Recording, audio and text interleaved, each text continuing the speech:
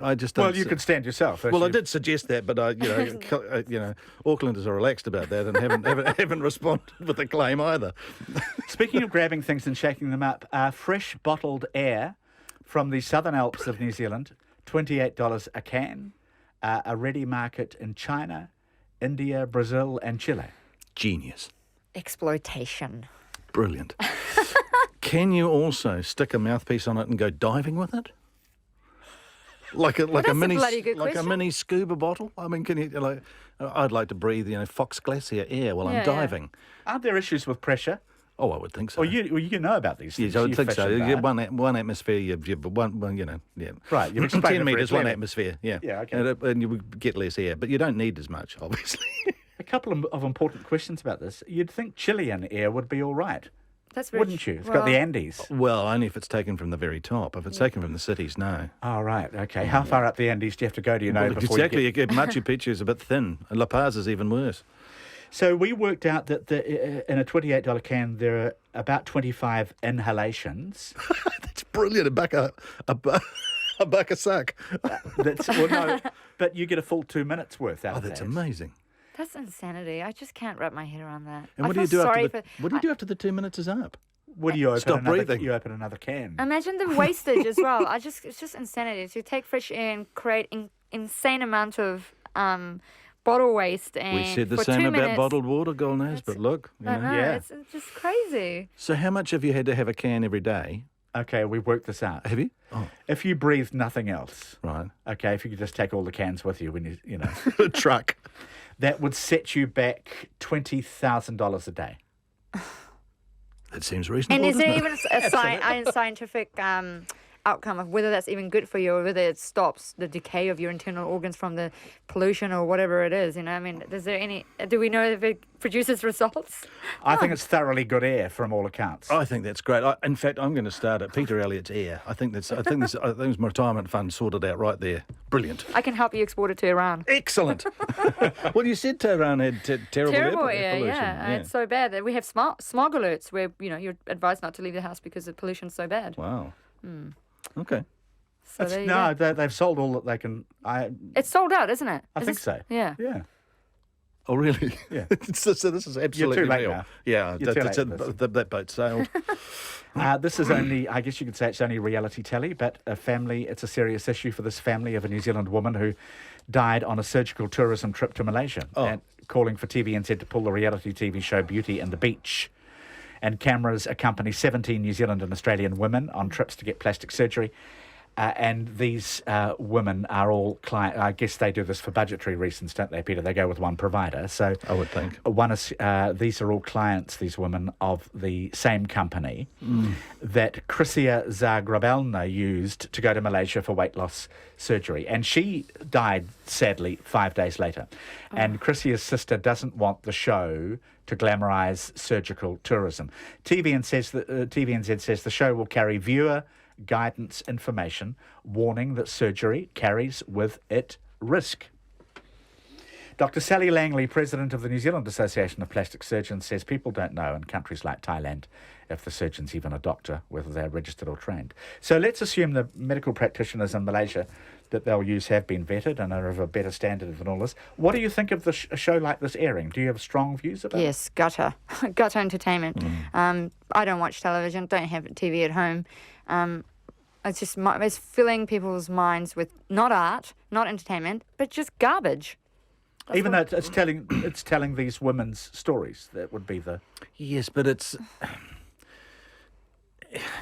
Is it remotely edifying? I mean, are you going to have a better life in any way? Not that television should be that. I mean, it's often entertainment. I mean, Lord knows I've taken part in enough entertainment in my life. But years ago, I mooted as a joke that we would make a television show, a reality show, about a couple lining up and fighting other couples to get in vitro fertilisation. And now that would be just considered dull. But at the time, it was outrageous. And now we're watching people, cut bits off their body for entertainment. Hysterical. Golnaz Bassam Tabar. Thanks, everybody. That's the panel.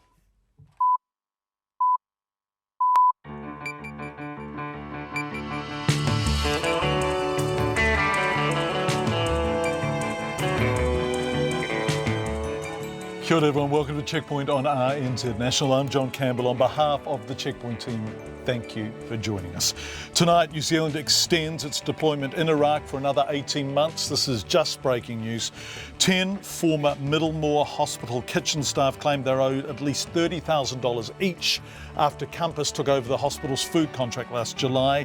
A teenage girl with cancer goes to Te Puia Marae and gets a new home. We talked to her, and Social Housing Minister Paula Bennett joins us live. The campaign to decide the future of Britain's relationship with Europe resumes today, 3 days after the murder of Joe Cox. Plans to export fresh bottled air from the Southern Alps have been labelled as nonsense.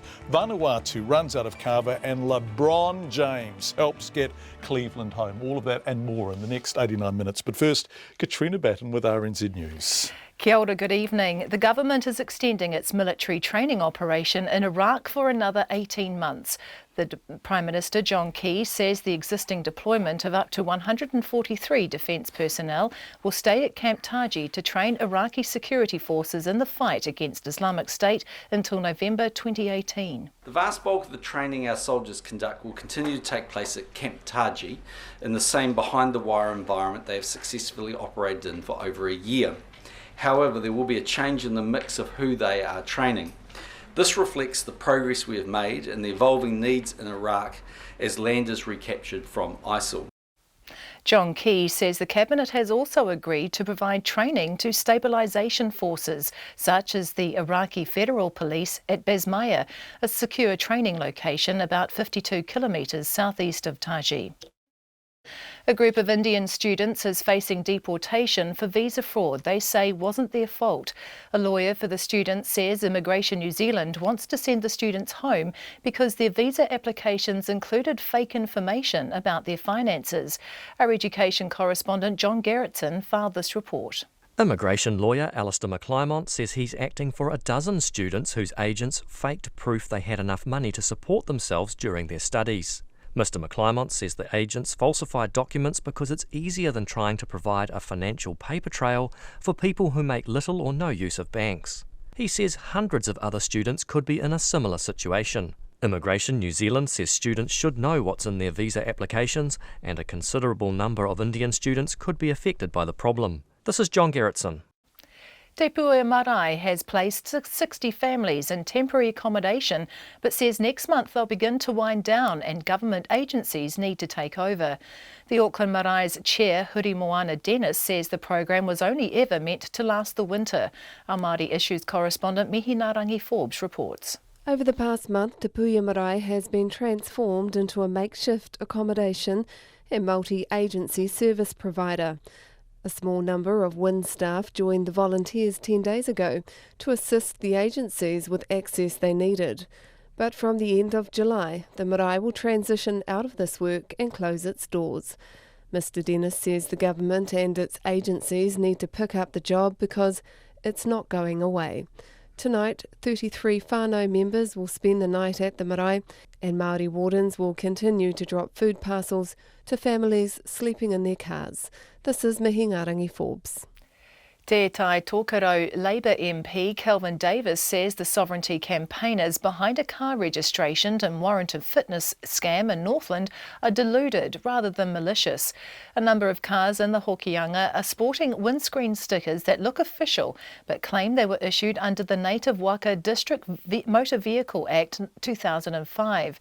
Kelvin Davis says he knows some of the culprits and they're older men with fixed sovereignty beliefs rather than young scammers, but he says that doesn't excuse them. To me, they're just going to cause hardship for our people. You know, $250 for a worthless piece of paper, and then when you get pulled up by the police, probably another $250 for driving around unregistered or unwarranted. Te Tai Tokerau MP Kelvin Davis. The Mayor of Christchurch says they hope to spend $1 million on mental health support for Cantabrians. The Crown and City Council community partnership was signalled by the Minister of Health in March as part of an announcement to increase mental health funding for Canterbury. Leanne Dalzell says many people have been under a lot of stress since the 2011 Canterbury earthquake, and the fund would help support them. You know, some of the challenges that we're having to face as a city. So what are the support network services whatever, that might assist people resolve some of those issues. And we think that goes to mental well-being. Leanne Dalzell says the fund could be signed off tomorrow when the council meets to approve the 2016-17 annual plan. Fire crews have had to free a student after she slipped and impaled her leg during a school photo. Emergency services were called to Kelston Girls College in West Auckland this afternoon. Its principal, Linda Fox, says the girl, who's around 14, slipped from a raised plank during sports team photos and a bolt on the frame went into her leg. The fire service says a specialist crew used rescue equipment to free the girl and she was taken to hospital. To sport, LeBron James and the Cleveland Cavaliers beat the Golden State Warriors 93-89 in Game 7 to win their first NBA championship and complete a remarkable comeback. The Cavaliers became the first team to rally from a 3-1 series deficit to win the title. James, who won 2 titles with the Miami Heat, was named Finals MVP. I set out a goal 2 years when I came back to bring a championship to this city.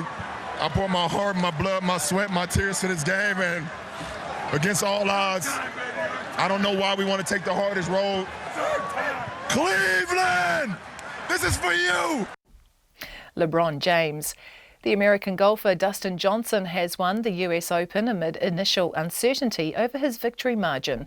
Seeking his first major crown, Johnson had to negotiate the final 7 holes under notice he might be penalised for a rules infraction on the 5th green. He eventually was docked a stroke but finished 3 shots clear. The Central Pulse face a critical away clash with the Mainland Tactics tonight, with both sides still a mathematical chance of reaching the ANZ Netball Conference finals.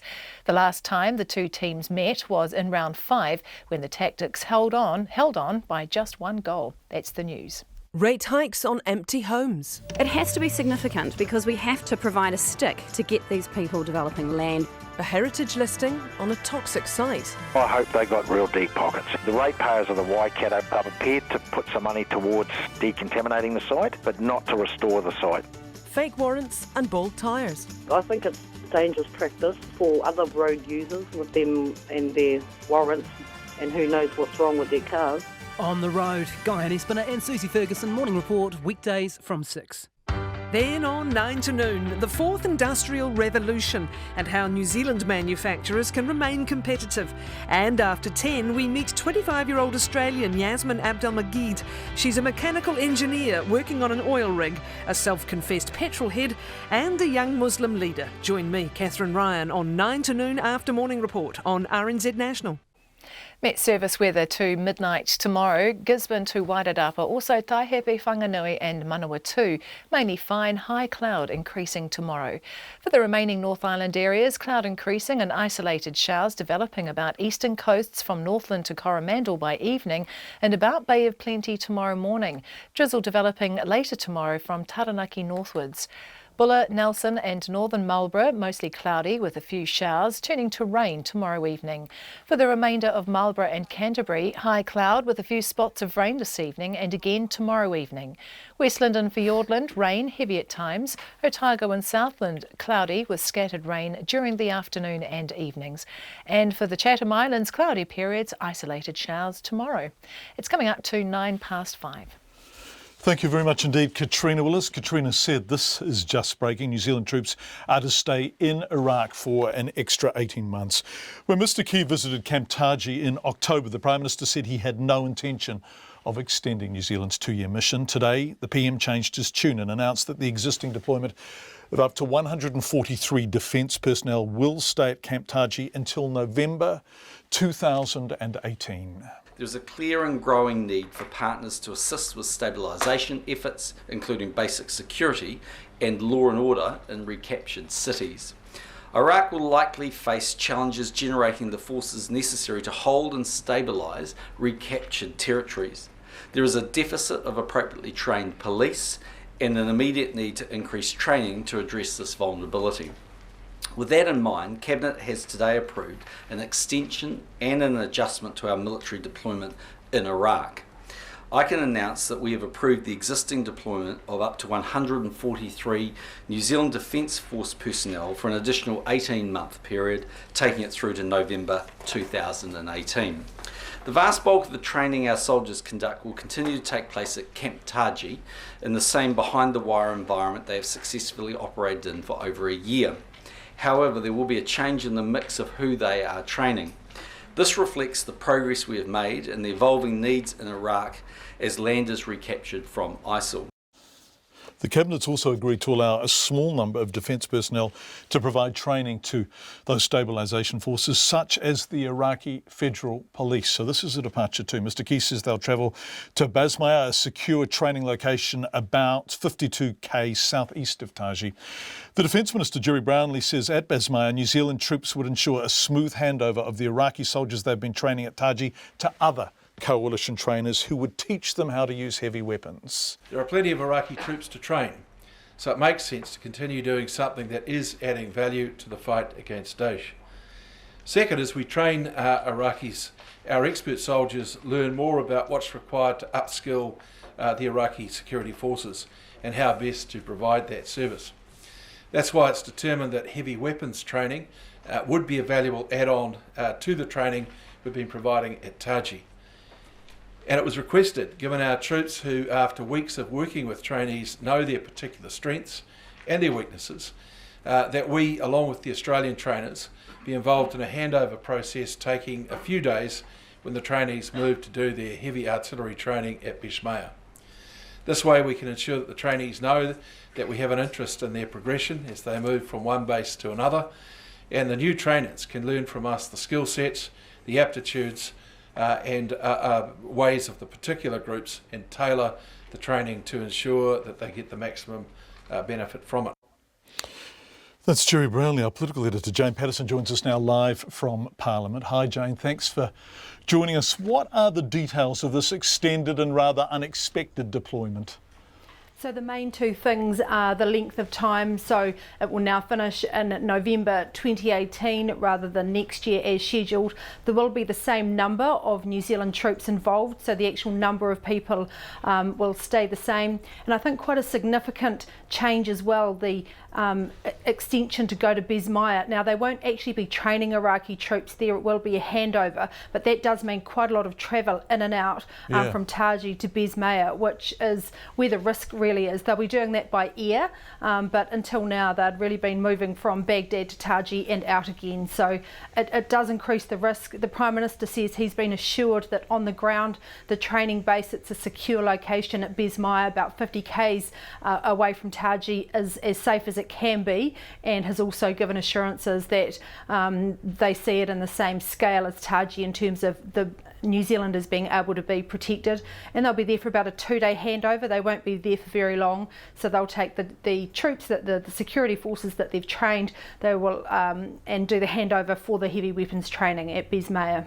Jane, this is quite a change, though, to the rhetoric that we've had surrounding this, particularly at the outset from the Prime Minister. So a longer-term deployment in places other than Taji. John Campbell has said repeatedly the deployment was only going to be for 2 years. He was particularly insistent about that duration at the beginning of the deployment. This is a real departure from that, isn't it?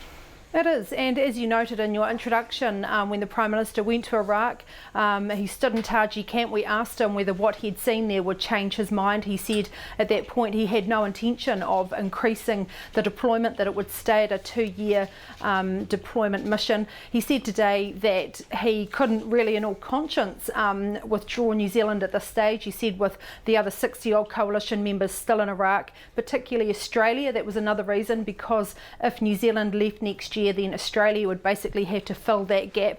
He has put 4 conditions on the deployment carrying on through to November 2018, and that's political stability in Iraq, and that means too that as long as the Iraqis have invited New Zealand to stay here, as long as that stands, the fact that the Australians are still there, if there was any change to the Australian deployment, that would have an automatic impact on whether New Zealand stayed or not, and also that basically the troops can be as safe as they can, that the security situation is such that he can be assured that the troops won't be in inordinate danger. Now there were, by the sounds of it, quite a few options discussed, as there would be. That one option was just withdrawing completely. He did refer to another option that would be much riskier, and that they didn't want to go for that option. So this is kind of a middle ground, and that presumably would have been deploying troops, whether it was special forces or other troops, actually out behind the wire into the riskier areas. And Mr. Key said that he just wasn't going to go there, and he said he stands by his decision. He'll take the flak for this decision rather than to go for riskier options.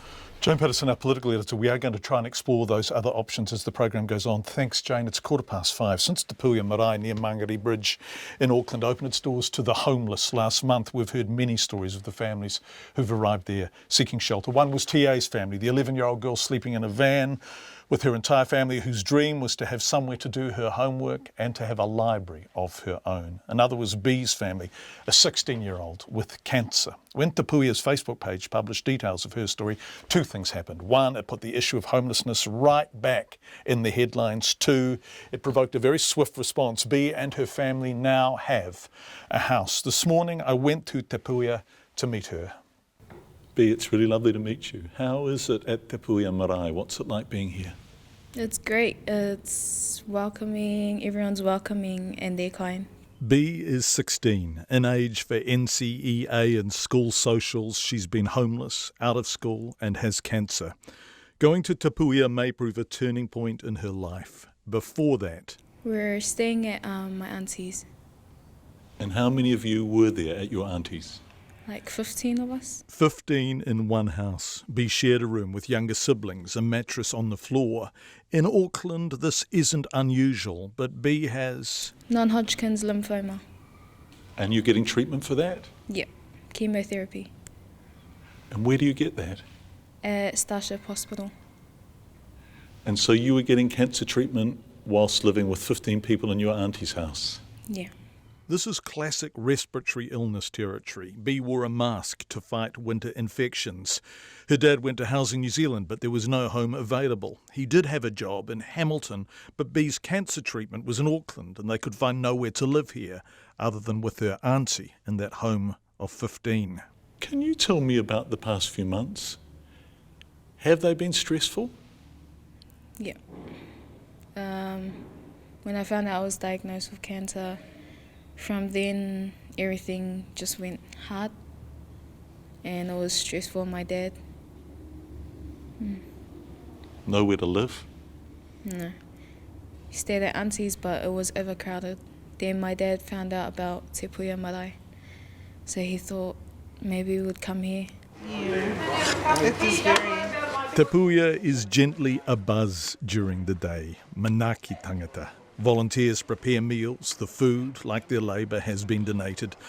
The marae calls its guests whānau. Today there are 33 whānau here. It's safe and warm, and they're served delicious homemade food. Homemade is something special. I'm grateful for that. I'm thankful for everyone's support and their kindness, but especially everyone at Te Puia Marae.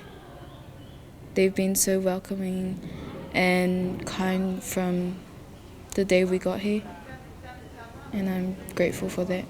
Success has many fathers. The government agencies now working with Te Puia are all part of a collective response here. But before Te Puia, these families did appear lost. B's father had asked for a Housing New Zealand home and not received one. She and her 4 siblings, including her 2 much younger brothers, didn't have a home. What do you dream of for them? To have a home. It's not much to ask, is it? Mm. Now they have a home. Things happen when you come to Te Puia. Heard the story of B. She came here last week and they had fallen through the cracks, really. Now they have a place to go, a new home. That must be wonderful for you. Oh, look, for everyone, John, for everyone, you know, it's high fives everywhere. There's a lot of satisfaction. There's a lot of humility in there too, to see that we're helping a really nice Samoan family on their way and onto the next stage of their life. So that has to be a plus, because they're never going to forget the name Te Puia, that's for sure. And Te Puia is receiving so much support they're now able to run a kind of food bank. People with homes but insufficient money for food are now getting help by the marae too. So Jackie, what is this food here? What's all this food? Loo rolls and lots of good healthy food. Yeah, vegetables, fruit as well, for the families that are in need of food. So we just do up food parcels and stuff like that. So you've had so many donations, so much food has come in for the families at Te Puia that you're now able to send food parcels out to other families. Yes, yes. Yeah, we are able to send out food for families that need it. Yeah, and we just keep it here and wait till they turn up so they can take some food home for them and all their families. What's happening here is a kind of respite from the stress of day-to-day subsistence. Huri Moana Dennis, the Marai's chairman, says when you have no job, no home, no concrete sense of self, that hopelessness makes you helpless too. You can't have a good conversation with people if they're under pressure or they're stressed about what they ought to know and who they should be talking to. So I just think we just need to take a bit of time out, catch our breath and just lower the stress levels a little bit so that we can have a proper conversation about how to deal with this. B's family now has a home. They'll move into it tomorrow. The 16-year-old girl with cancer has somewhere to live. It's the first of two very personal victories B's planning to have.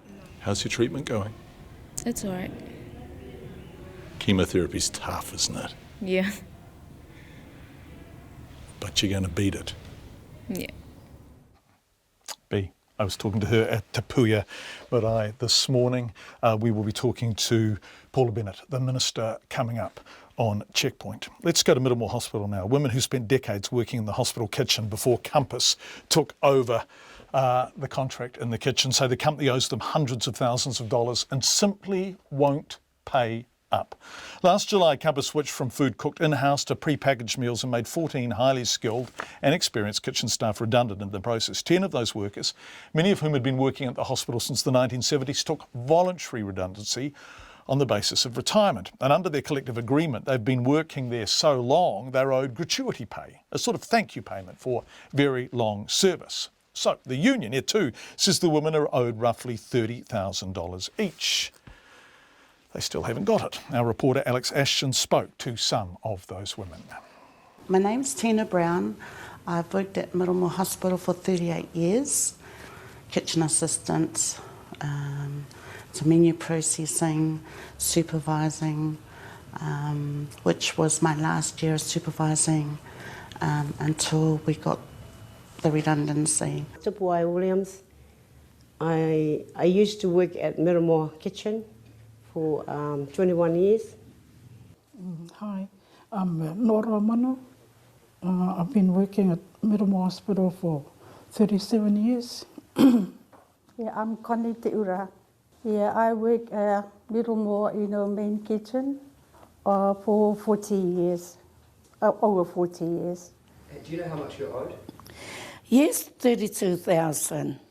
Yeah, the same, about 32,000. I'm not too sure. I don't know. I don't know how much, maybe 33,000. Why I take the redone because I'm sick. I'm on a dialysis. I had a kidney failure. How often are you on dialysis? Is it every week or? Yeah, every day. I mean, every 4 hours. 4 hours a day. Yeah, 4 hours a day. When I finish this, I have to go home and change. It is hard because, I need the money. It's really hard. Why do you need because to pay all, pay my bills and that, because I'm behind of my bills at the moment. We've worked so long, so many years at this job that we need this because it's giving us dignity as well. I'm a very sick lady, and any sort of help within the months to go, or maybe before Christmas, will be helpful. Why are they saying it's taking so long? What's the explanation for all this? Nobody knows. We haven't heard a thing. No email, no phone call, there's just no answer. Alex Ashton talked to some of the women who took that redundancy on the basis of getting a gratuity package they haven't received. The union, E2, took Compass to court over the payments back in April. It says it was told by Compass's lawyers that an offer was on the way, but nearly 3 months after that meeting, still nothing. Jill Ovens is a coordinator for E2. She told our reporter Alex Ashton that many of the women only took redundancy because they were told they would get that gratuity pay. They got their redundancy and that was it. And so we immediately went to Compass and said, what about the retiring gratuity? And they said that they would go to the DHB and try and get the money off the DHB to pay for it. So months went by where everybody seemed to fluff around, and eventually they came back to us and said they'd rejected our claim. So that's when we put it in the hands of our lawyer, and he started proceedings, and eventually they got to mediation, which was on April the 8th, and here we are now nearly 3 months later. And our lawyer wrote to them, and last week they said, oh, they're still working through issues. Now, we believed at the mediation that they would be having an offer within a week. It might not be the full amount that they're entitled to, but at least would have been an offer that we could consider, but there's been nothing. So, but this is it's in the contract that they should receive this money? Absolutely, it's in their collective employment agreement. And as I said, the people at Middlemore, all through the 80s and the 90s, when things were getting ripped out of collective employment conditions, these people at Middlemore fought to hold on to their conditions. You know, in 2007, they were locked out for 9 days without pay by the contractor at the time. They've been through a lot and they fought hard to keep those conditions. So when did the union get involved? Was it right back at the start, or was this... Yes, in fact I calculated their calculations as well, and so I also told them they were due that amount. And so Mama, she was our delegate and for those women, and so obviously we're still fighting for them. But Compass / the DHB, they say they're not. Are they saying that they're not entitled to this money, or are they arguing about who has to pay it? Basically Compass said that they were going to reject our claim. At the mediation, though, they indicated they would make an offer. Okay, but it could have been less than... Yes. Okay, but we just don't nothing back from that. We have no idea because no offer came. And the women ring me up just about every week saying, what's happening, and I'm unable to tell them. It's a very frustrating situation. What happens now? What do you do from here? Well, we'll have to head to the either the Employment Authority or the court to get the money, which I'd hoped we wouldn't have to do because these women have waited long enough. That's Jill Ovens, who was the coordinator for E2, talking to our reporter Alex Ashton. So where is the money? Checkpoint wanted to interview someone from Compass Group to ask just that. In a statement, its Human Resources Director, Marion Hetches, confirmed the two sides were still discussing the payment and acknowledged the process is taking longer than it should. Marion Hetches reiterates that the workers were paid their redundancy payout, just not the gratuity pay. They also say they hope to come to a deal over, quote, the coming weeks. Checkpoint also contacted the county's Manukau District Health Board, which gave Compass the contract for an interview, but was told the payment was a matter between Compass and E2. Obviously, we will follow up on the story and report on what happens. Almost 5:29. Let's go back to the issue of housing, homelessness, Te Puhi and Marae, and all of the attachments to that big discussion. We're joined now by Social Housing Minister Paula Bennett. A social housing trust has today urged homeless Auckland families not to take up a government relocation handout because it's setting them up to fail. Auckland's Monte Cecilia Housing Trust Chief Executive Bernie Smith told Morning Report he has no interest in the grant for his clients and people should absolutely turn down the offer. The grant of up to $5,000 is aimed at families wanting to leave Auckland, but find cost a barrier to relocating. Social Housing Minister Paula Bennett, nice to have you on Checkpoint. Thank you for joining us, Minister. Just before we go on, can I briefly ask you, the 16-year-old girl with cancer at Te Puhi, do you think she and her family would have a home as of tomorrow if she hadn't gone to Te Puhi, she hadn't told her story on Facebook, and she hadn't got into the media? As soon as we did a housing assessment, and for the first time that was last week when she was at, her family were at Te Puia, then we were able to see that they were of the highest category and find them a home. So if we'd done an assessment sooner, I think that that they would have been categorised at the highest priority, and we would have done what we did, which was try and find them a home as quickly as possible. This is a question I asked you last week. Is Te Puia doing the government's work? I think it's actually almost a classic example of the kind of community and then individuals that are helping the marae and then government coming together. So, you know, we have got examples where people are being housed quickly, and for most of them, they've not been on housing on our wait list. They've not have been, looked at by work and income. So it's kind of what the Prime Minister was saying a few weeks ago. If people go to work and income, then we might be able to help them. Now, that might be because they don't like coming to government, they don't know how. So the marae is able to open a door to them that, you know, that works for them. So I actually have a heap of respect for that, and have put every government resource alongside of that to then try and help those families as quickly. But I'm fascinated by this, and I've been out to the marae lots of times now, and I speak to people and ask them about their dealings with WINZ and Housing New Zealand, whether they've gone, if they have gone, what it's been like, if they haven't gone, why not? And it strikes me that they find those environments intimidating, alienating and marginalising, and that they are much happier and they feel far safer talking to the people at Te Puia. Isn't that a failure by the agencies? I know so many of those frontline people because, you know, I was involved with, you know, obviously social development for all those years as well.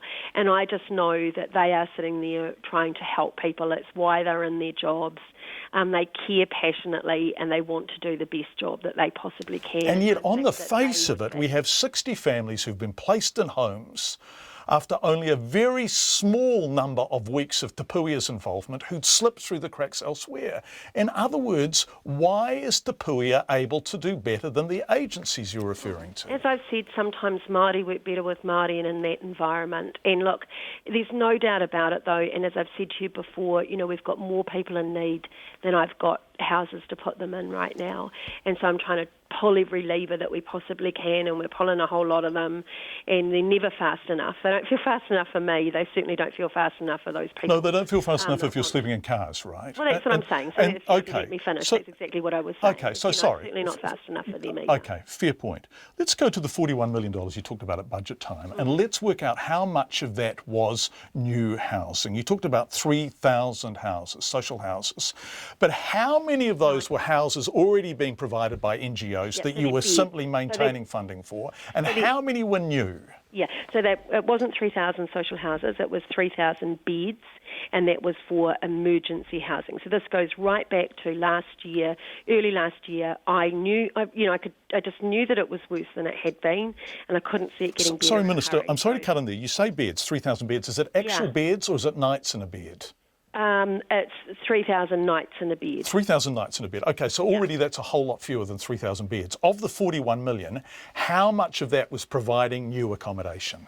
Well, so what we're doing is, from that review that I did last year, what I heard the most consistently from all of those frontline emergency providers that are working with us every day is that they had no consistency of funding.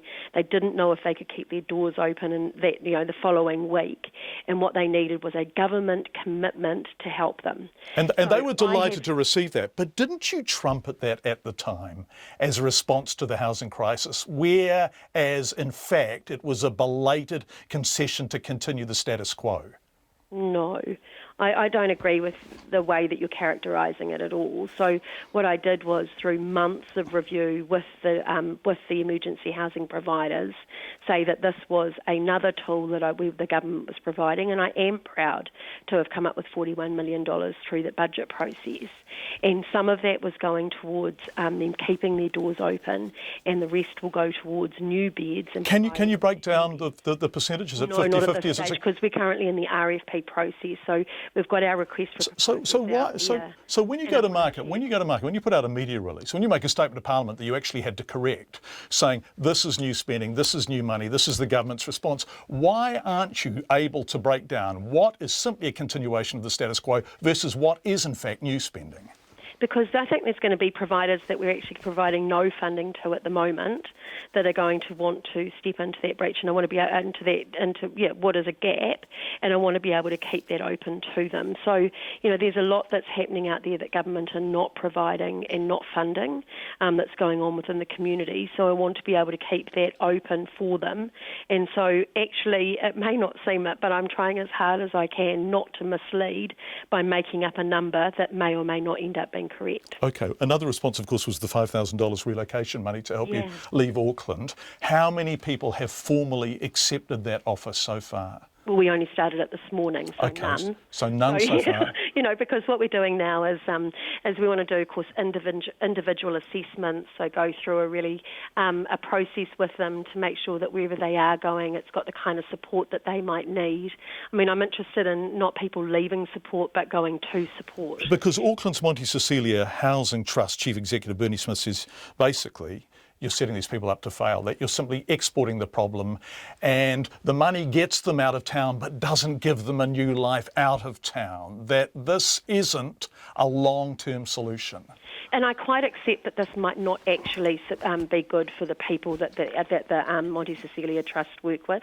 I've been there a couple of times. I've met those people. I've seen it, and I agree that they need a whole lot of wraparound support. And if they're getting that in Auckland, then we should actually be making sure that they keep it. But there are people that are in social houses that actually might want to go back to their hometown. Or, I mean, this sort of came to me from a solo dad who had a young child, and he moved from Christchurch back to Westport. He told me about how he could now get a job, how he had family support around him to help him raise a son that he wasn't expecting to have to raise on his own.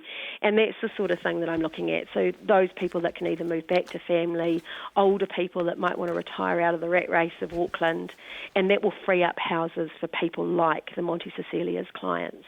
Paula Bennett, Social Housing Minister, joining us live on the phone. Thank you very much indeed for your time, Minister. It is 23 minutes to 6. Katrina Batten, apologies for being so late, but here are the 5:30 headlines. The government is extending its military training operation in Iraq for another 18 months. The Prime Minister, John Campbell, says the existing deployment of up to 143 defence personnel will stay at Camp Taji to train Iraqi security forces in the fight against Islamic State until November 2018. They were due to return early next year. The Cabinet has also agreed to allow the mission to provide training to stabilisation forces such as the Iraqi Federal Police at a second camp. Te Puea Marae has placed 60 families in temporary accommodation, but says next month they'll begin to wind down and the government agencies need to take over. The Auckland Marae's chair, Huri Moana Dennis, says the program was only ever meant to last the winter. A group of Indian students is facing deportation for visa fraud they say they knew nothing about. Their lawyer, Alistair McClymont, says Immigration New Zealand wants the students to go home because their visa applications included fake information about their finances. He says the students' education agents falsified the documents. A Taliban suicide bomber killed at least 14 people and wounded 8 in an attack on a minibus carrying Nepalese security contractors in the Afghan capital Kabul. Dozens of people are thought to have been wounded. Te Tai Tokoro Labour MP Kelvin Davis says the sovereignty campaigners behind a car registration and warrant of fitness scam in Northland are deluded rather than malicious. Several cars in the Hokianga are now sporting windscreen stickers that look official, issued under a Native Waka District Motor Vehicle Act 2005. The A2 union says 10 former kitchen workers at Auckland's Middlemore Hospital are owed hundreds of thousands of dollars in long service leave payouts. In July last year, Compass switched to long-serving pre-packaged food at the hospital and made 14 staff redundant. Those are the headlines. I'll be back at 6 with more news, sport and weather. Thank you very much indeed, Katrina. Before Katrina's back at 6, the question, will they stay or will they go? This is Brexit, of course, the campaign to decide the future of Britain's relationship with Europe resumes today, 3 days after the murder of MP Joe Cox. That's coming up. Turning to business news now, though, with Jonathan Mitchell. And Jonathan, consumer confidence remains in the spotlight today. Welcome from Wellington. What is today's survey saying? Well, that's right. We had Westpac's June quarter data out. It's fallen for a second quarter and is now below an historic peak and below an average now. So middle income earners are worried about where the economy is heading in the years ahead. Households, especially linked to that primary sector, think dairy regions, are feeling the jitters more than their counterparts in the cities. What's interesting, households earning $50,000 to $100,000 per year are particularly concerned about their financial position. And when you think about what might be doing that, that reflects obviously the hot housing market and on top of that high debt levels. So despite some nervousness about the economy ahead, households are still getting out there and spending thanks to low interest rates. But as pointed out last week about the economic growth numbers for the first quarter, the economy is still growing at a fairly firm pace, and that is thanks to just a few things. You're thinking tourism, migration and strong construction. Yeah, obviously tourism's given the economy a real shot in the arm, and that's helping in the services sector, right, Jonathan? That's right, we had some data around from the Performance of Services Index today, still above that 50 mark. That represents quite solid expansion. Employment actually picked up to its highest level since November last year. There were a few pullbacks though, things like activity, sales and new orders, but that's nothing to get too worried about. Again, tourism, migration driving services. Yeah, look, this Brexit thing is so fascinating. We've got a package from the BBC coming up, but how is Britain's potential withdrawal from the EU affecting the markets? Asian stocks are actually up this afternoon, John. Some fears around Brexit seem to be easing just a little bit today, but expect volatility throughout the week. Safe haven assets, things like bonds and gold, have actually pulled back too. Coming back here, the NZX Top 50 Index ends today up 22 points. That ends at 6870. The dollar is stronger though, 71.13 US cents, 95.5 Australian. Jonathan, we'll have to factor the pound in over the next couple of weeks, eh? Are you on tomorrow night? We'll toss the coin, we'll see who's on tomorrow. Okay, we'll get that number to you. Thank you so much. Thanks, Jonathan. Right. Jonathan Mitchell live from Wellington. Let's go to the Brexit story, which is really fascinating. Will they stay or will they go? The campaign to decide the future of Britain's relationship with Europe is resuming today, 3 days after the murder of Joe Cox. The West Yorkshire MP was a passionate defender of immigration and backed Britain staying in the European Union. The man charged with her murder gave his name in court as, and I quote, "death to traitors, freedom for Britain." Campaigning for and against Brexit was suspended in the aftermath of Joe Cox's violent death, but the polls open on Thursday in the UK. And as the BBC's Ben Wright reports, while the debate is ostensibly about the impact of Brexit on the economy and immigration, also under scrutiny in a big way now is the tactics of UKIP, the UK Independence Party. Some well-known Leave campaigners are trying to distance themselves from aspects of UKIP's campaign. The hurly-burly has returned, the referendum has resumed. And on this Father's Day, here's one dad who didn't spend the morning with his son. You have done a great job because you have put on the table key issues. While Stanley Johnson roused the Remain campaign in Hyde Park, Boris Johnson rallied Leave campaigners on the other side of London. Take back control of huge sums of money. As this bitterly fought referendum enters its final days, immigration has again dominated the debate. Because I am pro-immigration, my friends. I'm the proud descendant of Turkish immigrants. And let me stun you, perhaps, by saying that I will go further. I'm not only pro-immigration, I'm pro-immigrants, and I am in favour of an amnesty for illegal immigrants who have been here for more than 12 years. This is a Leave campaign now straining not to sound divisive or inflammatory on the issue at the heart of their case for leaving the EU. And they have distanced themselves from this. A poster unveiled by UKIP last week showing migrants walking to a refugee camp in Slovenia. It has drawn criticism from the official Vote Leave campaign. Well, when I saw that poster, I shuddered. I am pro-migration, but I believe that the way in which we secure public support for the continued benefits that migration brings and the way in which we secure public support for helping refugees in need is if people feel that they can control the numbers overall coming here. This morning, UKIP's leader stood by his poster and objected to being singled out. Michael Gove better look at his own posters. Pictures of Abu Hamza, warnings about terrorists and murderers coming into Britain at free will. Today, Labour's leader said migration pressure on communities would not disappear if Britain left the EU and was asked if there could be an upper limit to numbers. I don't think you can have one while you have a free movement of labour, and I think the free movement of labour means that you have to balance the economy, so you have to improve living standards and conditions.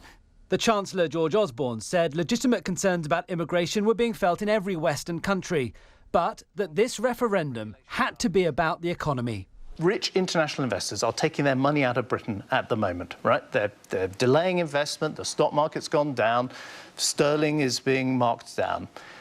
The British people can't take their money out of Britain. They'll be left with their money and their livelihoods in Britain on Friday next week if we vote to leave, and they will be the people paying the price. As this Vote Leave rally shows, this campaign will be hard fought until the end, because there's one point both sides agree on, that this week's vote is a massive choice, an irreversible decision about the future direction of our country. The BBC's Ben Wright in London. Back home again, major changes to the way the country's welfare system operate are underway as a second report is released criticising child, youth and family. The report by the Office of the Children's Commissioner calling for an immediate change to the culture within child, youth and families, saying it needs to be centred, has just come out. It also comes as a major overhaul of child, youth and family is already underway. Catherine Hutton reports. In its second annual report on the quality of services provided to children in state care, the Commissioner's office blames insufficient resources and high caseloads for many of the shortcomings. But it says the biggest impediment is the culture at Child, Youth and Family.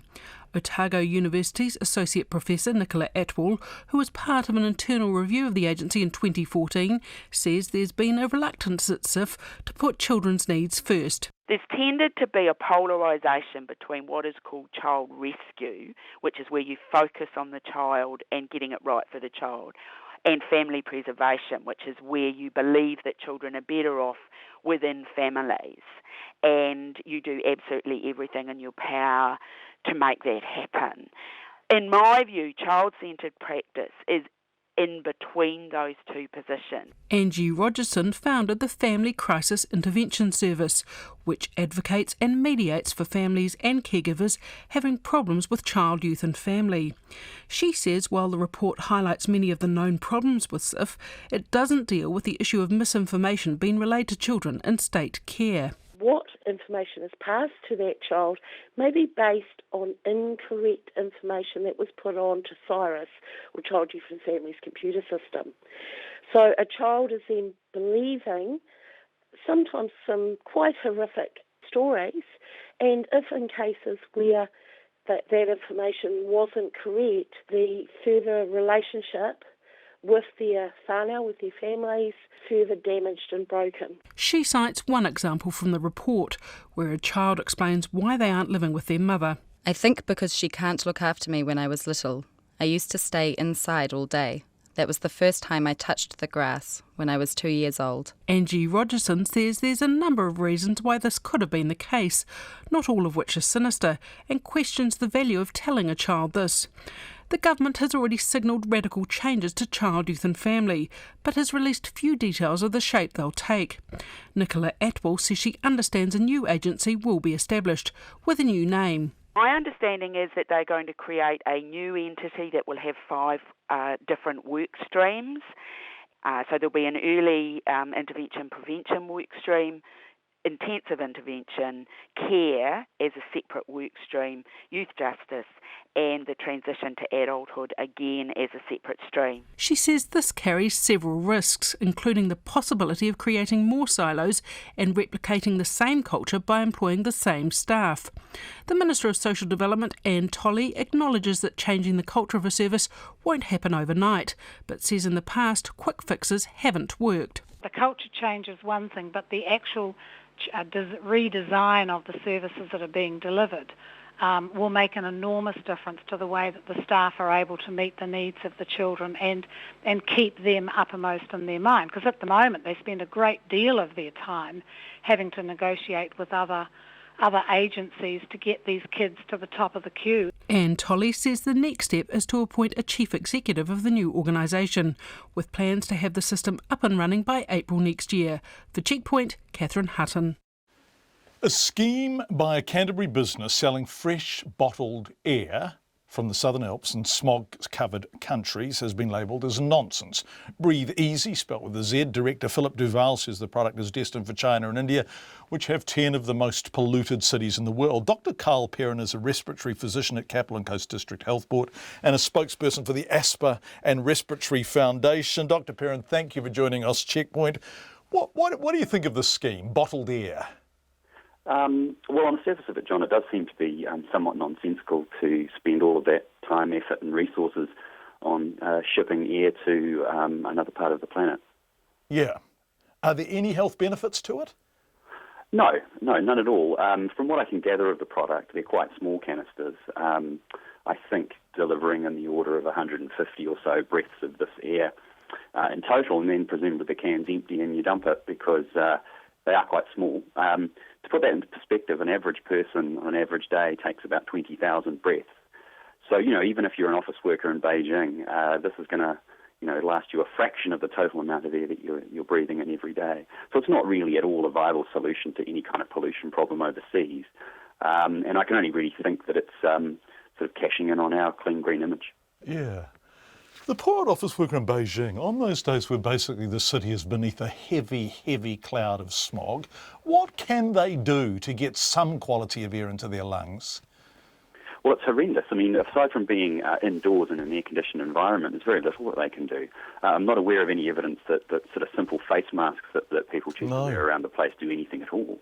And of course, products like this, I think, make light of what's actually a really, really significant problem. And dealing with the horrendous air pollution in parts of China and India is a societal and almost an international problem. And the solution for those individuals that live in those cities is not little bottles of air. It's changes from government in terms of the way that they burn coal or not burn coal. Yeah. Dr Carl Perrin, respiratory physician from Capital Coast and District Health, thank you so much for your time this evening, so much for canned air. A group of Indian students with the time at 8:30 to 6 is fighting deportation in a case their lawyer says affects hundreds of foreign students studying in New Zealand. Immigration New Zealand wants to send the students home because their visa applications included fake documentation about their finances.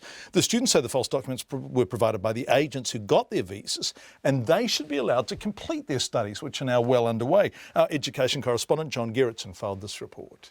Applicants for study visas must prove they have about $15,000 a year to support themselves during their studies. But Immigration New Zealand has discovered that information was faked for a number of Indian students and it wants them to go home. Immigration lawyer Alistair McClymont says he's acting for a dozen students and they all have basically the same story. They put their trust and faith in an education agent to apply for a student visa on their behalf, and they knew nothing about the documents that the agents were submitting to Immigration New Zealand. So when Immigration New Zealand discovered that fraudulent documents were included with the student visa applications, it came as an enormous shock to our clients. Alistair McClymont says the students do have enough money to support themselves, but their agents supplied false information because that required less effort than producing a paper trail for families who don't use banks. He says the students should not be sent home. If they're deported, they will not be able to finish their qualification. They're not going to get a refund of their money. The school gets to keep their money. The education agents keep their commission, and these students and their families have basically lost everything that they've been working for. Alistair McClymont says the problem is relatively common and could affect hundreds of students. The Assistant General Manager of Immigration New Zealand, Jeff Scott, says he doesn't know how widespread the problem is, but he's worried that a considerable number of students could be affected. He says it's important students have enough money to support themselves. We've had some very tragic circumstances where students have ended up with absolutely no money, significant amounts of debts back in India. The debt is either them personally and or the family are indebted to such an extent that the outcomes are sometimes quite tragic. Jeff Scott says each case will be considered on its merits, but if the students have enough money to support themselves, they'll have to prove it. We would have to understand where that money's come from, because obviously the presentation of documents to say they had money in the first instance has proven to be fraudulent. The concern we obviously would then have is that any subsequent proof of funds could well be fraudulent as well. The Tertiary Education Minister, Stephen Joyce, says other countries are wrestling with similar problems. There are some agents in the Indian market who have been behaving inappropriately, unscrupulously, but that is common to a number of countries that operate in India. The Canadians, the Australians, the UK, US have all experienced similar sorts of issues. The student's lawyer, Alistair McClymont, says the government should licence education agents just as it requires immigration advisors to be licensed. But Stephen Joyce says most education agents do a good job and the best approach is to squeeze bad agents out of business. For Checkpoint, John Gerritsen. Just before we move on, very quickly, the US Attorney General says officials will release partial transcripts over the next few hours of 3 phone conversations between the Pulse nightclub gunman Omar Mateen and hostage negotiators. Speaking to CBS's talk show Face the Nation, Loretta Lynch said the shooting incident was an act of hate and terror, but refused to say if anyone else might face charges in the case. Obviously, the hostage negotiators reached out to him to try and ascertain who was he. Why was he doing this? And obviously the status of the victims. There were 3 calls, and we'll be releasing that partial transcript tomorrow. Well, he talked about what he was saying at that time were part of his motivations for why he was in the nightclub. Again, we've had a lot of conflicting information over the course of the investigation, so that information will be coming out. And we do want to be as transparent as possible in this investigation so people can see not only what he was thinking, what he was doing, but also the kind of information that we're looking at. Those transcripts coming out over the next few hours. Hold on one sec. Just cleared my throat. Matt Chatterton, our excellent sports reporter Matt Chatterton, has joined us in the studio because we're going to talk about the Cleveland Cavaliers creating history in the NBA, beating the Golden State Warriors 93-89 in Game 7 of the final series. First major sporting title in 52 years. They were down 3-1 after 4 games in the series. Tell us about it, Matt. Okay, so you mentioned they're 3-1 down in the series. They then had to win the next 3 matches to win their first NBA title in franchise history, which they did accomplish today, beating Golden State Warriors 93-89. Golden State Warriors were the teams who beat Steve Adams' team, They right? were indeed. Just to put into perspective, Golden State Warriors had the best ever regular season in NBA history, winning 73 times and losing just 9 games throughout the entire season to beat the Chicago Bulls record when they were led by Michael Jordan. So quite an accomplishment. Wow, that's really something. And funnily enough, Steve Kerr, the coach of Golden State Warriors, played in that Chicago Bulls team. But anyway, so the Cleveland Cavaliers came back and won their first title. LeBron James, he originally started in Cleveland, left and went to the Miami Heat for a while, came back and wanted to win a title for his team, did so. Can I come in here, man? Yeah, sure. Because unless you really love NBA basketball, you may not know who the hell you're talking about. Oh, yeah, King James is his name. Yeah, LeBron James. So how big a deal is this guy, and is he past his best, or is he still magnificent? He's only 31, right. So he's still got a few years up his sleeve. But yeah, he's been touted since he didn't go through... The way that you go through basketball is you tend to start basketball, in high school, and then go play in the university basketball, the NCAA, and then you get drafted into the NBA. LeBron skipped out university and went straight from high school into the NBA, which is a little bit unheard of. And so he always had this reputation as, going to be one of the greatest. And he had a lot of criticism, put on him because of that. He had that title. This year, the Cleveland Cavaliers sacked their head coach in the first half of the season when they were still going well, and LeBron James was blamed for that. But he managed to turn it around today and win his title for Cleveland. And this was actually his reaction following their win today. I poured my heart, my blood, my sweat, my tears for this game, and against all odds, I don't know why we want to take the hardest road. I don't know why the man above gives me the hardest road, but it's nothing the man above don't put you in situations that you can't handle. And I just kept that same positive attitude, like instead of saying why me, they're saying this is what he want me to do. And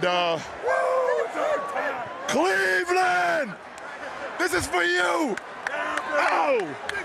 Ow. What about Golden State? As you said, that extraordinary season running up to this. So Couldn't win the title. Yeah, so they had that great season, and now they've actually got a new sort of title to go with as well. They're the first team to lose a series after being 3-1 up. So they've become the first for a couple of reasons. It's not so good. Their best player, Steph Curry, who is the two-time MVP in the NBA at the moment. This was his thoughts after the series. It'll haunt me for a while because it means a lot to me to, try to lead my team and do what I need to do on the court and in big stages. Done it before, didn't do it tonight. It'll be good down the stretch. I hope next year coming back and kind of remember this feeling and being an even better player. So, yeah, a bit of a bitter pill to swallow there for Steph Curry and the Golden State Warriors. Just quickly taking a look at some other sporting news today. American Dustin Johnson won the US Golf Open, the second major of the year at the Oakmont Country Club. And Spain bet Samoa to qualify for the Rio Olympics. In the sevens. Yeah, Samoa, who won in Paris this year at the World Sevens Series, haven't qualified for Rio. Big news. Thanks, Matt. Matt Chatterton.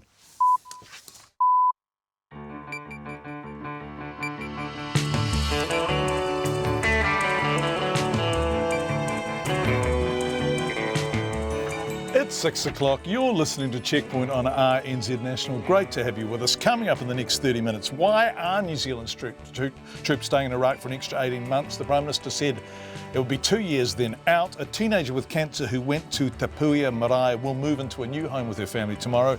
And Vanuatu runs out of kava. All of that and more in the next 29 and a half minutes. But first, Katrina Batten with RNZ News. Ngā mihi nui, good evening. New Zealand's military deployment in Iraq has been extended for another 18 months. The government says international forces are still needed behind the wire to help train Iraqi forces in the fight against Islamic State. Here's our political reporter, Demelza Leslie. The Prime Minister John Campbell says the existing deployment of up to 143 defence personnel will stay at Camp Taji to train Iraqi security forces until November 2018. They were due to return early next year. The Cabinet has also agreed to allow the mission to provide training to stabilisation forces, such as the Iraqi Federal Police, at a second camp, Besmaya, about 52 kilometres southeast of Taji. Mr Key says the extended deployment is conditional on Australia remaining a partner in the mission, the situation in Iraq remaining stable, and the ongoing invitation of the Iraqi government. From Parliament, Demelza Leslie. An immigration lawyer says a group of Indian students is facing deportation for visa fraud they knew nothing about. Alistair McClymont says he's acting for a dozen students whose education agents falsified documents that show the students have enough money to support themselves. They put their trust and faith in an education agent to apply for a student visa on their behalf, and they knew nothing about the documents that the agents were submitting to Immigration New Zealand. So when Immigration New Zealand discovered that fraudulent documents were included with the student visa applications, it came as an enormous shock to our clients. Alistair McClymont says the students do have enough funds, but their agents supplied false information because it's less effort than trying to provide a paper trail for families that don't make use of banks. Te Puea Marae has placed 60 families in temporary accommodation, but says next month they'll begin to wind down and government agencies need to take over. The Auckland Marae's chair, Huri Moana Dennis, says the program was only ever meant to last the winter. Over the past month, the Marae has been transformed into a makeshift accommodation and multi-agency service provider. A small number of work and income staff joined the volunteers 10 days ago to assist with access to the agencies they needed. But from the end of July, the Marae will transition out of this work and close its doors. Mr Dennis says the government and its agencies need to pick up the job because it's not going away. Tonight, 33 families will spend the night at the Marae, and Māori wardens will continue to drop food parcels to families sleeping in their cars. A bomb attack has targeted a minibus in the Afghan capital, Kabul, killing more than a dozen people. It's thought dozens of people were injured and many ambulances are at the scene. The BBC's Bilal Sarawi reports. According to the police chief of Kabul, the suicide attacker was on foot, waiting in an alleyway, and he targeted a minibus that was transporting mostly Nepali security guards that are here to protect Western institutions. We don't know who exactly. And as of now, at least 14 people have been killed and 26 more injured. Bilal Sarawi in Kabul. The Health and Disability Commissioner says family doctors must do the basics well after a GP failed to see that follow-up care was needed on what started out as a low-grade cancer lesion. Anthony Hill says it arose because the unnamed GP didn't fully read a report on the patient. The skin cancer became aggressive later and the patient required 7 operations to remove a large amount of scalp removed and skin grafts.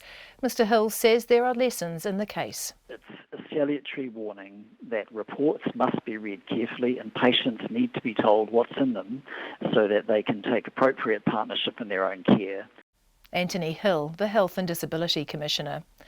The presumptive Republican nominee for the US presidency, Donald Trump, says it's time for the country to start thinking seriously about using profiling to combat crime. Mr Trump made the remarks to the television channel CBS when asked if he supported more profiling of Muslims in America in the context of last week's deadly Orlando nightclub shooting. Mr Trump points to screening at one of his rallies that he says support his call for a rethinking on profiling. People that obviously had no guns, had no weapons, had no anything, and they were going through screening, and they were going through the same, scrutiny, the absolute same scrutiny as somebody else that looked like it could have been a possible person. So we really have to look at profiling. Donald Trump says religious profiling of American citizens is not the worst thing that could be done. To sport, the American golfer Dustin Johnson says he tried to block out a possible penalty as he played his way to his first major title. Johnson won the US Open, but not before he was told during his final round that he faced a penalty when his ball moved as he prepared to putt on the 5th green. As it turned out, it didn't matter as he finished 4 shots ahead before the one-stroke penalty was enforced. It's something they said we were going to look at when I got done, so I just tried to focus on what I was doing, not worried about the penalty stroke, and just playing golf from there to the house.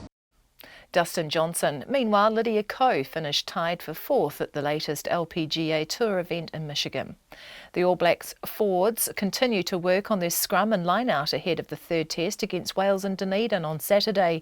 Even though both aspects appeared to work well in Wellington, prop Owen Franks wasn't entirely happy with their scrum. Just a little bit of timing.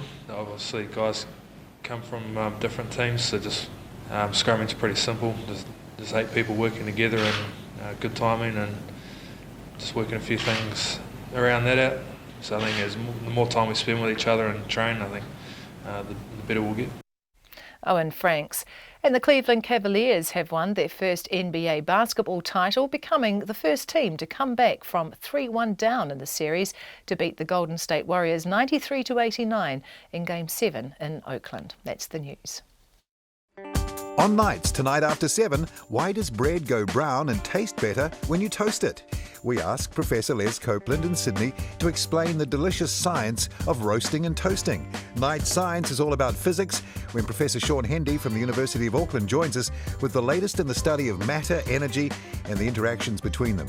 We have an Insight documentary. We go in search of New Zealand's most poisoned places. And there's more on Nights after the news at 7 tonight with me, Paul Brennan, in for Brian Crump on RNZ National. Met service weather to midnight tomorrow. Gisborne to Wairarapa, also Taihape, Whanganui and Manawatu. Mainly fine, high cloud increasing tomorrow. For the remaining North Island areas, cloud increasing and isolated showers developing about eastern coasts from Northland to Coromandel by evening and about Bay of Plenty tomorrow morning. Drizzle developing later tomorrow from Taranaki northwards. Buller, Nelson and northern Marlborough, mostly cloudy with a few showers, turning to rain tomorrow evening. For the remainder of Marlborough and Canterbury, high cloud with a few spots of rain this evening and again tomorrow evening. Westland and Fiordland, rain, heavy at times. Otago and Southland, cloudy with scattered rain during the afternoon and evenings. And the Chatham Islands, cloudy periods with isolated showers tomorrow. It's just gone 6:08. Thank you very much indeed, Katrina. The government has announced New Zealand troops will stay in Iraq for an extra 18 months. More than 140 troops have been based at Taji military base north of Baghdad since April of last year. They're engaged in training Iraqi soldiers, and the government has always been at pains to stress they are behind the wire and not in a combat role. The Prime Minister, John Campbell, said he had no intention of extending the 2-year mission. He really was explicit about that, but today announced New Zealand troops will remain in Iraq until November 2018, and for the first time they'll be allowed to travel between Taji and the nearby base of Besmaya, about 50k away. Greg Barton is a professor of global Islamic politics at Melbourne's Deakin University. He told our defence reporter Kate Pereira Garcia that the joint New Zealand and Australian mission in Taji has worked well to date. Given the success just over the last week in Fallujah and retaking that city, and now the push to move on to retake Mosul, work of training military officers at Taji base by New Zealand and Australian Defence Force personnel is more important than ever. So it's not surprising that there's a confirmation that the New Zealand deployment's been extended until November 2018. We've not heard from Australia yet about them confirming the extension of their deployment until November 2018, but presumably that's coming. I mean, this would be something that's done jointly. So you don't think New Zealand will be left there on their own? We've maybe just jumped the gun a bit in terms of the announcement, but it'll very much remain a joint. There's every reason to expect it would remain joint. That is best for both sides and makes best in terms of what they've been doing together. Today's announcement simply confirms that it's working well and they want to keep it going through at least until the end of 2018. That extension of where New Zealand troops can travel is quite a big deal on this side of the Tasman. From what you know, how safe is that? How much of an extension is that really to what they're doing at the moment in Taji? Look, I think that the key point is that New Zealand has confined its deployment to military trainers who remain entirely on base. They don't go off base. We've been told today that will be extended to another military base, the Besmaya military base, which is about 50 k's up the road from the Taji military base. There's perhaps some extra risk that comes with that. Just moving between the two bases has its own risk, but it seems fairly modest. The key thing is that we're not being told of New Zealand Defence Force personnel going outside any base. So there's nothing particularly risky about the Besmaya base or indeed the road in between the two? No, the key thing to understand about Iraq at the moment is with the retaking of Fallujah. I mean, that's not entirely complete yet, but it seems to be well on the way to completion.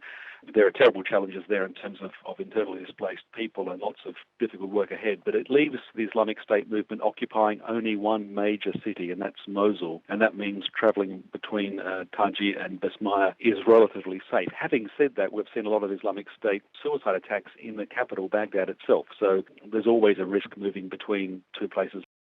That's Greg Barton from Melbourne's Deakin University talking to our defence reporter Kate Pereira Garcia. 6:11, a teenager with cancer, her 4 siblings and their father will move into a new home tomorrow thanks to the work of volunteers at Te Puia Marae in Mangere. Since finding out she had cancer, the family of 16-year-old known as B has had to live in Auckland close to Starship Hospital where she gets chemotherapy, but last week their living situation became too stressful because B was sharing a room with her siblings in a house accommodating 15. Here's our Māori issues correspondent, Mihi Narangi Forbes. Known as B, to protect her identity, the young teenager stood on the ātea of Te Puia Marae, a space where many chiefs had stood before her. It's a space usually reserved for important debate, but today 16-year-old B delivered a speech of gratitude. Just like to say thank you to everyone for their love and support, and thank you to everyone at Te Puia Marae for everything they've done for my family and I. They've been a big help, and I'm grateful for all of that. And as the cameras snapped away and reporters asked what she thought, a young woman thrust into the limelight for being homeless answered them the best way she knew how. Now we don't have to worry about being homeless anymore. We met B and her family in a shared room at Te Puia Marae. Her younger brothers played on the floor with donated toys. They too were grateful for the toys, as was her father for the roof over their heads. This family of 6 were the latest poster family for homelessness. Before coming to Te Puia, the family had shared a crowded home with her aunt and 14 others. Last week, Minister of Social Housing Paula Bennett toured the marae, and this morning RNZ asked the Prime Minister whether she'd reported back that a young girl with cancer was living there. No, but my understanding, I could be completely wrong, but my understanding of that case, the way I've sort of had bit of information is that I think they only went there very recently, like I think only Thursday, but certainly by Friday, Housing New Zealand had identified them and got them home, and they're moving in on Tuesday. Out the back of Te Puia Marae is a makeshift multi-agency group led by the face of Te Puia Marae, Hurimoana Dennis. Mr Dennis says that is the secret to the success. Wins are here, Pip and her team, her two staff. We've got access to education, probation, justice, health, housing. For the past 10 days, a small number of WIN staff have been on site working with a large number of Te Puia volunteers. Mr Dennis says it's helped to speed up the placements. We've got direct lines to them, so you've obviously met Pip, she's our lead here, and her two staff. So what it actually means is that they're in earshot, they're in eye shot, they eat together, we talk together, and it just means that they don't have to go make a phone call to ask more questions, and everything's on tap, everything's here, which is why they've been able to sort of, respectfully move the families that we have. Keeping track on homeless figures, housing trends and media reports, Mr Dennis has also been interested to find out why families are choosing to interact with the marae and not WINs. We've got not just the agencies, we've got the right face from the agencies, because I remember one of the young fellows who first came here, I said, look, what's the point of difference between the office and here? And he said, Hurdy, it's the face sitting on the other side of the table. Putting yourself in someone else's shoes is something Mr Dennis tries to do often, so he can understand what it takes for someone like B's father, a solo dad, to ask for help. For a dad and his 5 kids to come here, for him to put his pride in his pocket to come and ask for our help, that's the respect that he has from us. And the best thing we can do is make sure that at least they transition properly into a warm home. But providing warm homes isn't a long-term strategy for Hurimoana Dennis or the volunteers at Te Puia. The program has an end date, and at the end of next month, the doors will close and the volunteers will return to their other responsibilities. Mr Dennis says the focus now needs to be on the thousands waiting for Housing New Zealand homes. Get to them first, he says, before they become the homeless of tomorrow. For Checkpoint, Mihingarangi Forbes. 16 minutes past 6. One of the country's longest running land disputes is one step closer to a resolution after today. The New Plymouth District Council has voted unanimously in favour of a local bill giving Waitara leaseholders the right to buy their properties and allowing the return of some land to Te Atiawa. Our Taranaki reporter Robin Martin was at the meeting. The 780 Waitara leases have been a bone of contention ever since the land was confiscated from Te Atiawa in the 1860s after a disputed deal at the Pekapeka block sparked the Taranaki land wars. Over the years, leaseholders have sought the opportunity to buy the freehold title to their properties, while Māori have wanted the land returned. Under the bill, leaseholders will pay market value for their unimproved land, on average about $85,000, to freehold their property. Waitara Leaseholders Association member Jonathan Marshall says there's a lack of clarity about how that figure was arrived at. If the average price for a house in Waitara is on freehold land at $230, and the average price for a leasehold value is $180 for a house, that's a difference of roughly $50,000. Why would somebody pay $85,000? Mr Marshall says at the right price, freeholding will be a better deal than continuing to pay rent. If you have to pay between $5,000 for a lease or the right to freehold at $50,000, then the cheaper option is the right to freehold. But if the price was up around $85, $90? Well, then you're getting close to what there is to buy a brand new section that's fully developed and fully equipped. In 2014, the council offered to transfer the Waitara leases to Te Atiawa for $23 million as part of its $87 million treaty settlement. The iwi refused to take them and instead entered into an agreement with the council to take a local bill to Parliament. If it becomes law, about 60 hectares of reserve land will be returned to Te Atiawa and another 16 hectares made available to the iwi for development. But that's not good enough for Rawiri Dorbar, the chairman of Te Atiawa Hapu Otarahau. The lands which were to be returned to us, our ancestral lands in Waitara, which were taken from us when the government caused war on us, needed to be returned in order to lay to rest a particular part of our Waitara history, and that opportunity was missed. Mr. Dorbar says it's difficult to look upon the bill as a good thing. They have decided to acquiesce the needs of negotiators from New Plymouth, not from Waitara, representing Waira Hapu, not the Waitara Hapu, in taking the money. And that money we still consider as being blood money. New Plymouth Mayor Andrew Judd concedes the bill cannot please everybody. He says the structure for dealing with Māori was put in place by the Crown. It recognises its iwi structure rather than the hapu structure. I have personal views on that, but I'm not in that position to change that, so take it on board. I picked up from Liana and Te Ataua on their deputation that they will do all efforts to include the hapu on the journey of recovery and healing. Mr. Judd says clauses have been included in the bill to offer better protection for leaseholders who are feeling vulnerable and to offer more options for calculating unimproved land values. It's hoped the bill will have its first reading in Parliament before October. For Checkpoint, Robin Martin. An investigation by our colleagues on RNZ's Insight program has found that there are many sites throughout the country where toxins and pollutants have simply been left buried and forgotten.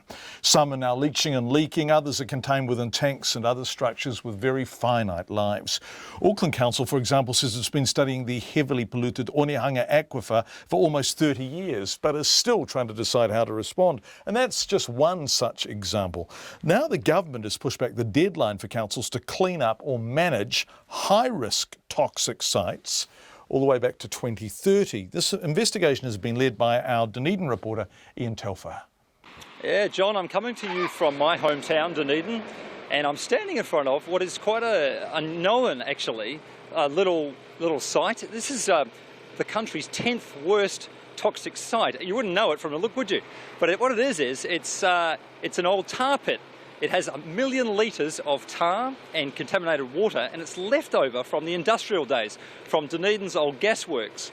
Now this thing, which is just actually in South Dunedin on Hillside Road, which is one of the big roads in Dunedin, and just down from the main shopping strip here, it just sits behind this fence that you can't actually see because we're standing up above it looking over so you can see this thing, but there's a fence, there's a wall, and it's all walled off, and you could go past it 100 times, John, and you would never know that it was here. Behind here, this big tank, it's underground, and at the moment it seems to be relatively safe, but the danger is, what if there's an earthquake? What if there's something that destabilised the old 100-year brick walls of this thing? Then it could all come tumbling down, and 1 million litres of tar and water and other poisonous chemicals could go into the groundwater, into the harbour, could go anywhere, and that's the big concern right here. And that requires a response from the council at some stage. But of course, what you've been looking at, Ian, is the reluctance to respond because it's very expensive. Lots of people don't even know these sites exist. And you've got a classic example of that up here in Auckland, right? That's exactly right, John. Plans are starting to move here in Dunedin for this one. The council's investigating what to do next, and they're starting to apply for money, and maybe this one will start to be dealt with. But in Auckland, you're right, there's one called the Onehunga aquifer. Now this is rated number 5 in the country, 5th worst toxic site, and yet most people haven't heard about it. We went out on the streets of Onehunga, and there we could only find one person who had ever heard of it. And what it is there's an old fertiliser site. There was a factory for fertiliser called the New Zealand Farmers Fertiliser Factory, and it was massive, and it was basically in Onehunga, just to the west of what's now Mount Smart Stadium. So down in that corner, there's an 8-hectare block, and it was a huge factory, produced pesticides and fertilisers and chemicals for the horticultural industry for 70 years. It closed in 1984, and at that point it was just bulldozed, tar sealed over, redeveloped, and now there's a swanky business park there. But what's underneath that tar seal is a very contaminated soil, contaminated with heavy metals, copper particular, and all kinds of metals actually, and they are slowly leaching into the waterway underneath, into the groundwater under Auckland, and what they call the Onehunga aquifer. And the council knows about it, but hasn't yet, in 30 years, taken any action. 30 years. Ian Telfer joining us from Dunedin. Let's stay in Dunedin. A meeting is underway there tonight to discuss the impact of last year's June floods. And the work being undertaken by the council to ensure South Dunedin doesn't flood again, easier said than done. Heavy rain between June 2 and 4 last year flooded hundreds of homes, closed roads and cut power and cost insurers more than $28 million in damage. An investigation by the Dunedin City Council found many of the tanks that drain water from roads were blocked, and Fulton Hogan, the company contracted to look after the stormwater network, says it also warned the council months earlier. Now, Dunedin South MP Claire Curran has just spoken at the meeting and joins us now. Welcome back to Checkpoint, Claire. Monday night, how many people at the meeting? About 200, John. It's a good meeting. It's a good, the hall is full. Yeah, that's a hell of a turnout for a Monday night. So why are so many people there? What are they after? Well, they've been wanting clarity from the council around the work that's going to be done to ensure that our the drains and the pumps work. It's pretty basic stuff, but, if they don't work, then people get flooded. That's number one. Number two is that they want some reassurance that there is an emergency management plan in case there is a big event again. At the moment, a year after the floods, we still don't have one of those. There is no emergency management plan in Dunedin for a major event. And number three, we want some clarity and we want a seat at the table for the longer-term strategy, which is really around the future of South Dunedin. Okay. Can I come back to that? I mean, there's thousands of people live and work in South Dunedin. This affects, probably about a sixth of the city. Right. Can I come back to the seat at the table? Obviously, it's the council's table. Who was there from the council tonight? Well, actually, there's a very big line-up from the council. It's the first time that we've actually got the council here. Haven't heard what they've got to say yet, but we've got the chief executive, we've got senior managers from different parts of the council, we've got a councillor representing the mayor, and probably 2/3 of the council sitting there. Okay, so that's a good turnout. So that seems on the face of it to acknowledge there's an issue and that the people of South Dunedin deserve a hearing and a response. At the time, the response was a bit confusing. There was this letter from Fulton Hogan warning the council that there was an issue. We've tried to obtain that letter and it won't be released to us under the Official Information Act. There was the council doing a report into itself and basically exonerating itself. Is there confidence in the council to get this right? Well, I've just talked tonight about trust and confidence being essential between any part of government, whether it's local or central, and the community. And I think that's what the council has to rebuild out here. And so it's heartening that they're here tonight. But there are mixed messages. There are mixed messages around the infrastructure. I think we've made some progress on that. There continue to be mixed messages about the future of South Dunedin. On the one hand, the Mayor says that he's committed to it. On the other, that we believe there are decisions being made that will have a chilling effect out here for new development. And the whole rising groundwater, as it's a low-lying area, does seem to be being used as an excuse for that. As I said, this is an area, the largest flat part of Dunedin. It contains probably about a sixth of the population. There are about 1,400 small businesses, 7,000 people work out here, 3 high schools. I could go on and on. You can't walk away from that kind of community. No. Mitigations. Yeah, absolutely. Just before you go, are you aware whether the police station has reopened in that community? No, it hasn't. I have been given a commitment by the local commissioner that the work will be underway, but it's more than a year. Yeah, it is more than a year. This is the first public meeting where the council has turned up. The police station has still not opened. I mean, there are signs that there is some walking away from South Dunedin, and South Dunedin people, are ready to rise up. Yeah, and as there are signs, and as there is a sense that the infrastructure is struggling to cope, and that real money needs to be spent, and this is real money that a relatively small city, only 100,000 people more or less, has to come up with. Are property values falling in South Dunedin? Is this impacting on the value of properties there? Every time the phrases managed retreat and strategic withdrawal are used, property prices are impacted, which is where the confidence and trust needs to come in. Okay. And that's why we're having a meeting here tonight. We have members of the commercial sector here, people who are concerned. Claire Curran, Dunedin South MP, live from outside that meeting where she just spoke. Thank you very much indeed for joining us. A public emergency of sorts has emerged in Vanuatu's capital, Port Vila, where its famous kava bars are running on empty. A critical shortage of kava has been linked to a recent severe drought that destroyed many kava plantations, along with increased demand around Vanuatu's islands. A scientist with Vanuatu's Ministry of Agriculture, Dr. Vincent Leboe, explained the situation to RNZ International's Johnny Blades. Because of the inter-island shipping constraints, the producers, they tend to prefer to sell directly to the local bars, and consequently, in the capital, which is located on the island of Efate, where there is no kava production, it's true there is a shortage of kava supply, and the price of the shell is still the same. It's 100 vatu per shell. The problem is that the quality is declining because bartenders tend to dilute more the kava brew compared to what they used to do in the past. Instead of being satisfied with 2 or 3, you might go for 4 or 5. And we know that Vanuatu's kava is among the best in the world. In your country, people would say it is the best in the world. You don't want it diluted, do you? It's just not the same kind of hit. Well, exactly. This is not what we are looking for, because you don't want to drink kava for hours. What you are looking for, it's a quick, relaxing effect within a few minutes, and you want to socialize with your friends in the kava bars and to go back home in time. You don't want to stay in the kava bars for hours. Dr. Vincent Leboe talking to RNZ International's Johnny Blades, ending Checkpoint for this evening. We'll be back tomorrow at 5.